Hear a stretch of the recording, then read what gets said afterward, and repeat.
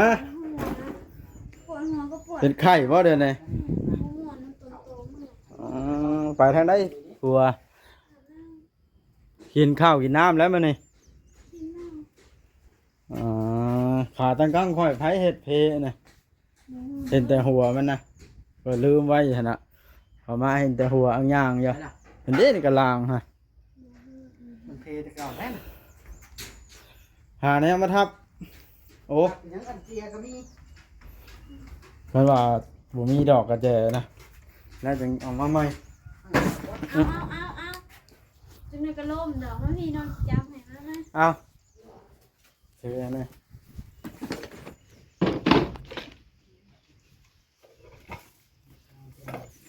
พอได้สิริพรนะทางเวียงพอได้โอ้มื้อหน้าได้เข้ามาเก็บงานใหม่ได้ซะ มื้อนี้คือได้นุ่งเสื้อสีขาวมาเนาะมื้อนี้ ฮะ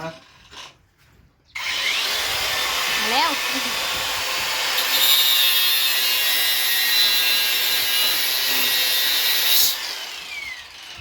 ของหน้ามีตู้แก้ว อย่าลืมกดติดตามเพื่อเป็นกำลังใจให้ผมด้วยนะครับทุกคนขอบคุณมากๆครับ ครับพี่น้องไอ้โดยเปิดภาพขึ้นกันมาตอนเช้ามานี่วันเสาร์มาหอดจอดถึงแล้วเมื่อวานนี่คาติดฝนนักพี่น้องไว้แล้วเว่าก็แบบซีร้ายทานแล้วเนาะว่าสิเข้ามาเฮ็ดให้มันแล้วเรื่องล็อกก่อนนั่นแหละพี่น้องไว้ฝนก็ตกหนักนี่เลยมาหอดเบาลิกับสร้างเวียงก็ขึ้นหลังคาแล้วพี่น้องเลยอ้าวก่อนอื่นก็ต้องขอกราบทักทายสบายดีพี่น้อง FC เบิดสุขุสุคนพี่น้องเลยต่อพี่น้องเลยเมื่อวานนี่เนาะได้เห็นทางเบาแอนเข้ามาถ่ายพี่น้องเลยว้าวนู่นนี่นั่นเรื่องหลังคานี่แหละพี่น้องเลยเพราะว่าสร้างเฮากะเฮ็ดผิดพลาดเว้าถ่ายลงไปกะ FC กะโจมตีทั้งผู้เฮ็ดโจมตีทั้งผู้เฮ็ดให้ผู้ช่วยจักคิดด่าเพิ่นเฮ็ดหยังพี่น้องด่าผู้เฮ็ดผู้ช่วยด่าผู้เฮ็ดให้ว่าซั่นพี่น้องก็เว้ากันดีๆแนะนำกันว่าสิมาเอาสร้างมาแก้ไขเด้อจังซั่นจังซี่แนวมันงามพากันเว้าบ่เป็นบ่ซ้ำนะพี่น้องเอ้ยอันนี้โจมตีผู้เฮ็ดให้เนาะน้องแต่ก็คือกันนะมาแล้วเฮาบ่จักเลยเพราะว่าเป็นอะไรจังว่านั้นเฮาก็บ่เข้าใจคือกันพวกสร้างเวียงขึ้นหลังคาพวกพี่น้องปะต้มลายพี่น้องเลยรถก็ได้เฮาก็เตรียมอุปกรณ์มามานี่ก็ยังมืดอยู่พี่น้องอุปกรณ์ให้เราเตรียมสิฮะกระแจหน่วยกระแจนะจักแล้วพี่น้องเลยก็เตรียมสิเนี่ย ก็ได้ขับทุกอันแล้วเขาบอกว่าเลิกเจ้าก็ยังหลอก แม่นบ่เดี๋ยวขโมยเห็นก็จำเป็นแล้วตะพนพาครับสบายดีน้องแต่เป็นอะไรจังเฮ็ดคือคนบ่จักกันแท้เนี่ยฮะ ปวดหัวก็ปวด เป็นไข้บ่เดี๋ยวนี้ หัวน้ำตัวโตมาก ไปทางใดกลัวกินข้าวกินน้ำแล้วมันนี่ กินเหล้า ขาตั้งกั้งค่อยไผเฮ็ดเพนะเห็นแต่หัวมันนะก็ลืมไว้หั่นน่ะพอมาเห็นแต่หัวอังย่างอยู่เห็นเด้นี่ก็ลางฮะ มันเพแต่เก่าแม่น หาแนวมาทับโอ้ ยังอันเจียก็มี เพิ่นว่าบ่มีดอกกระแจนะแล้วจึงเอามาใหม่ เอาจึงในกระโลมดอกมันพี่นอนจับให้มาไหม เอาถืออันนี้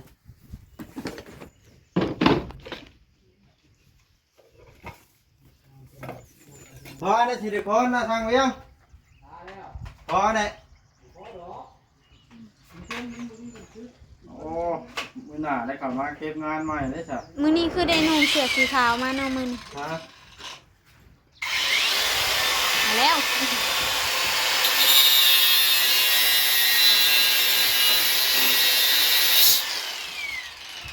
ของหน้ามีตู้แก้วก็ขายบ่ได้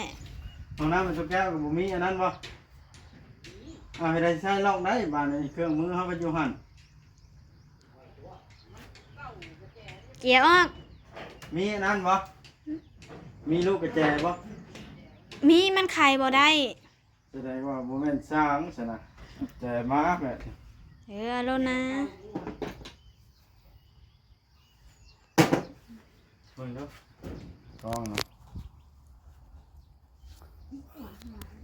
ฝนตกมันพาห้องมันปวดขา มันหัวบ่ตั้งแต่เฮือนนะ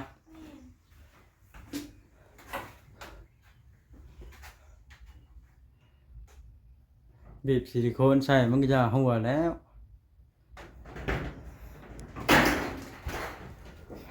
เบิ่งสิออกนอกนะปัดเตอะน้องแต่ก็ได้อ่านคอมเมนต์อ่านเป็นอยู่บ่คอมเมนต์น่ะสิถามนี่ฮะมานั่งลงสิถามนี่หาหยังล่ะ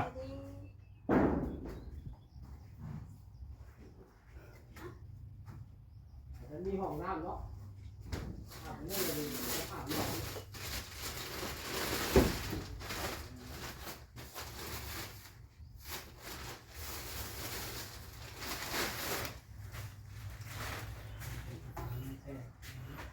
เอา เข้าไปกันลูกกระแจนี่เลยไปกินเหล้าอย่างนี้ หลังนี่ได้หัวบ่น้องแต่ มียังบ่ฮู้ของมันสา มันพาเข้ามาทางนี้เนาะ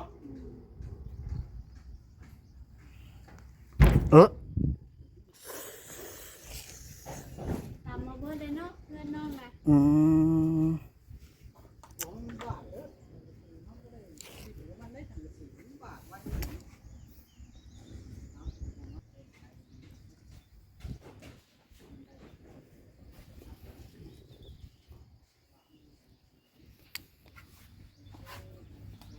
บ่ลงไปหาอันนั่นก่อนน้องแต่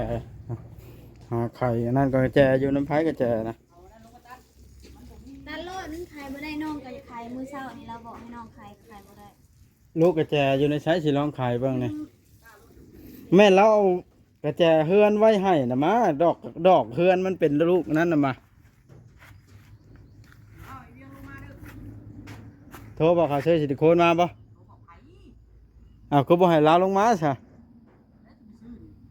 ซื้ออยู่สิใดไปได้ไหมซะ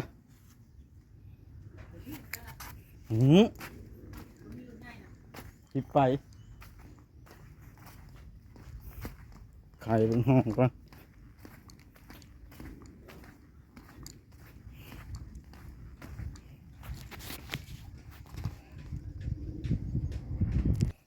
พี่น้องอ่ะก้อนลืมมันนั่นแหละเทซับตายแล้วอันนี้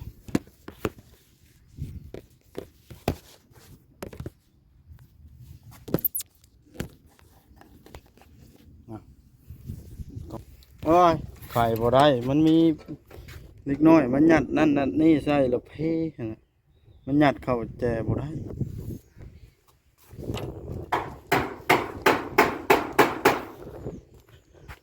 จะพาลงมาโอ้สิแล่นไปซื้อมาดิมันพอ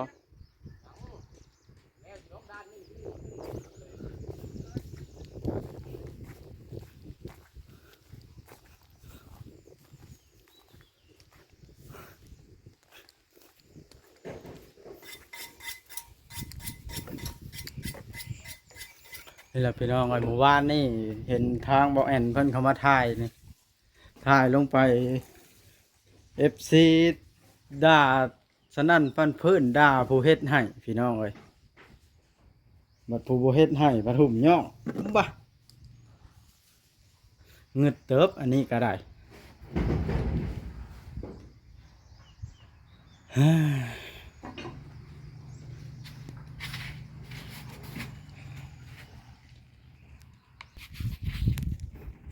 พากันนึ่งข้าวชุกแล้ว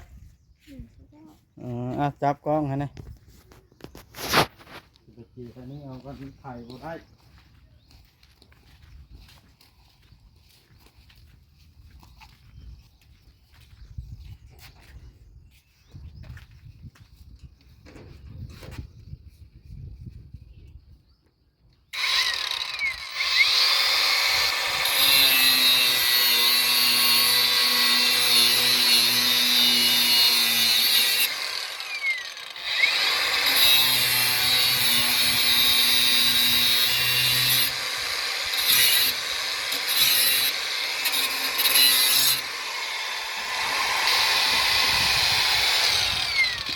มันเป็นอย่างทิ้งว่าหยัดอันนั้นเข่าเนาะ จ้ะ ยังหยัดกระแจเข่าบ่ได้อ้าว ได้หนึ่งแล้วยังกันหนึ่ง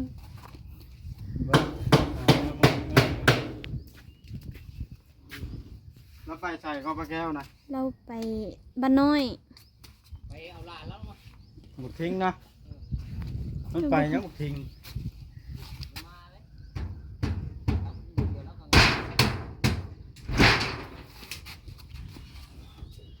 ผิดพลาดพี่น้องมีคนเอาแนวเบาะอันนั้น เอาแนวเบาะอันสิ่งที่อันนั้นสิ่งที่แข็งยัดเข้าในหูกระแจแล้วยัดเข้าบ่ได้นี่เด้ใส่พี่น้องอุปกรณ์อันล็อกกล่องเยี่ยม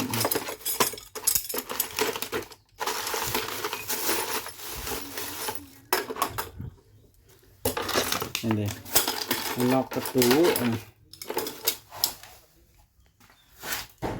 ใส่มืดเลยพี่น้องเลย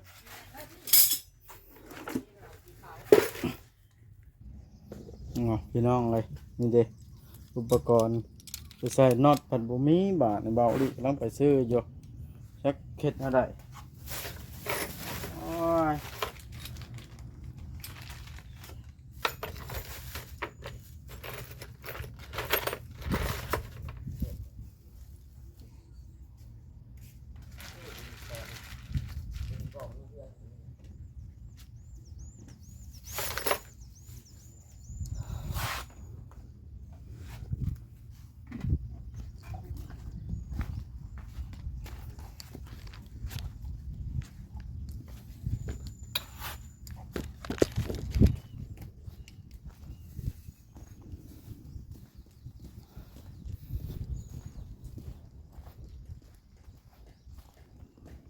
โอ้พี่น้องเลยสร้างเวียงเราขึ้นอันบีบซิลิโคนอยู่หลังผู้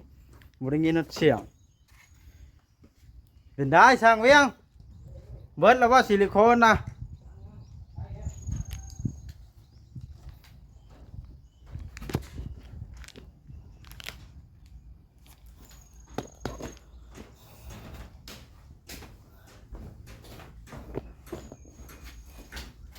เบิ่งก่อนพี่น้องเลยอ้าวสร้างเวียงเคาะเห็นหยังบาดนะ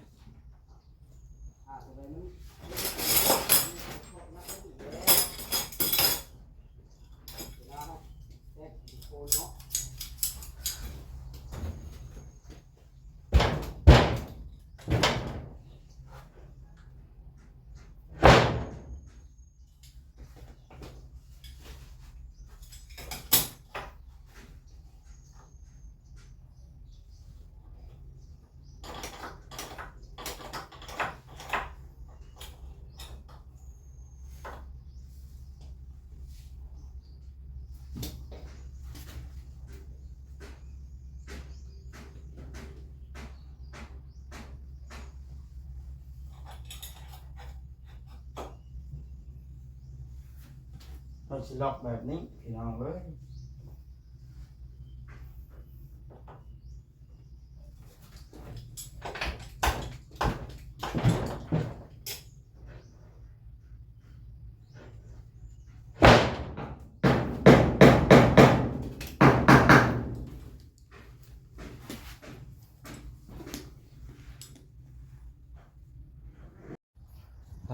ต่อพี่น้องไอ้เด็กเวียงไซก็มาฮอดแล้ว พูนเพิ่นมาฮอดจอดถึงละ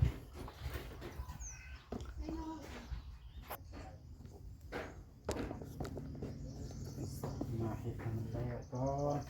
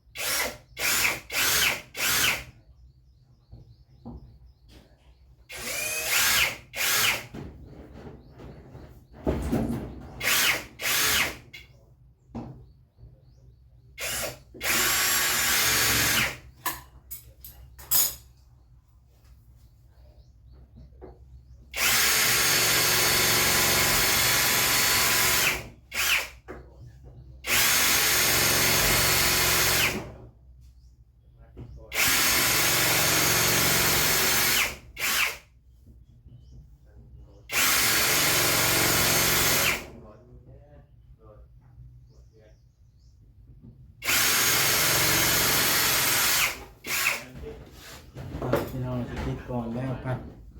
จังเสียนะจังสิทายให้เบิ่งเด้อ